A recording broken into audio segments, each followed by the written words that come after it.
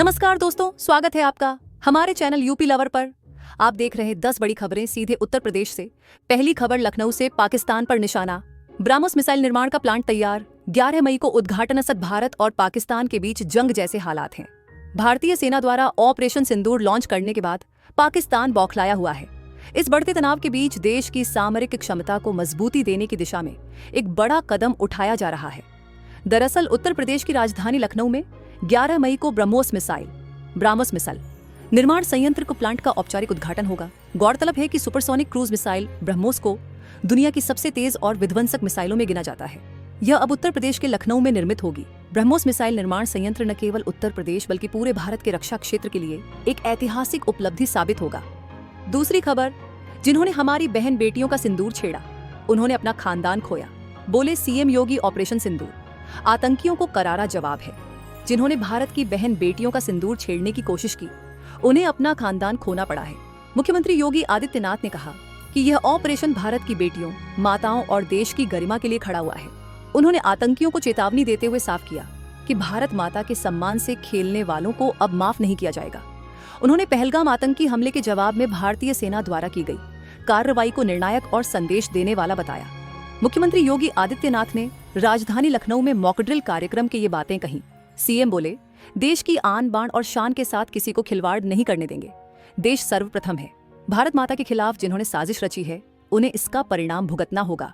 सेना की कार्रवाई का पूर्ण समर्थन करते हुए उन्होंने कहा कि गांव, शहर और मोहल्लों में जब भी सुरक्षा से जुड़ा मामला सामने आएगा, तब सबसे पहले देश की चिंता की जाएगी।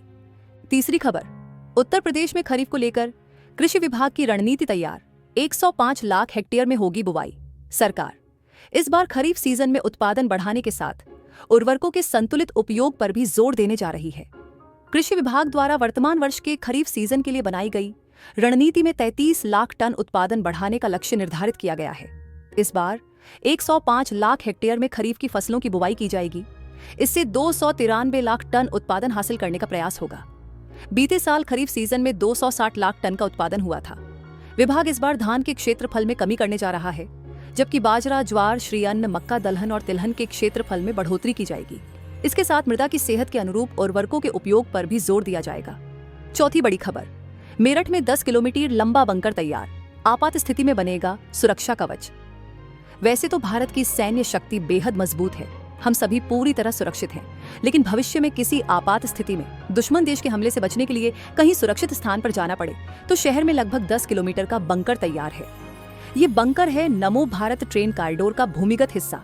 जिस तरह से रूस के हमले से बचने के लिए यूक्रेन के लोगों ने सुरंगों का उपयोग किया था, उसी तरह से यहाँ के लोग भी आपात स्थिति में सुरंग व भूमिगत हिस्सों का उपयोग कर सकेंगे।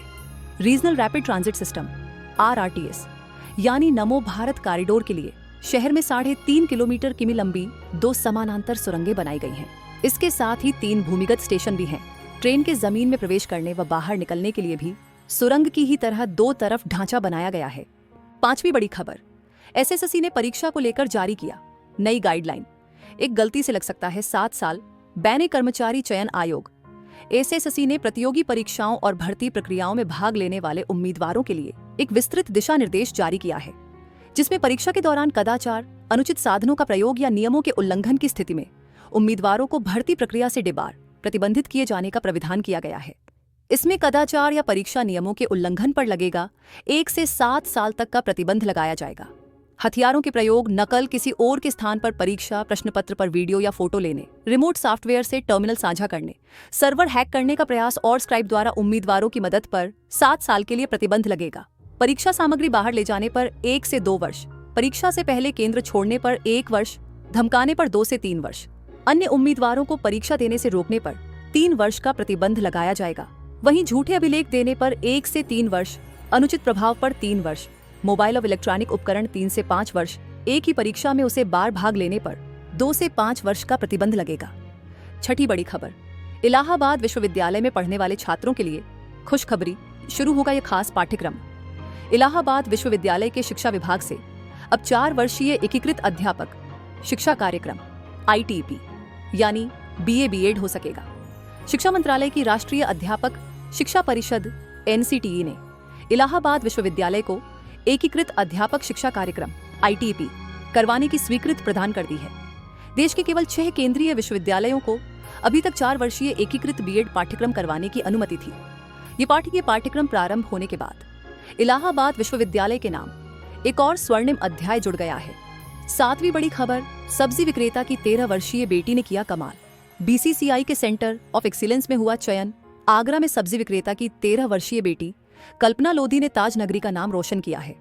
बसई मंडी में सब्जी बेचने वाले प्रेम सिंह की बेटी कल्पना का चयन बीसीसीआई के सेंटर ऑफ एक्सीलेंस के लिए हुआ है।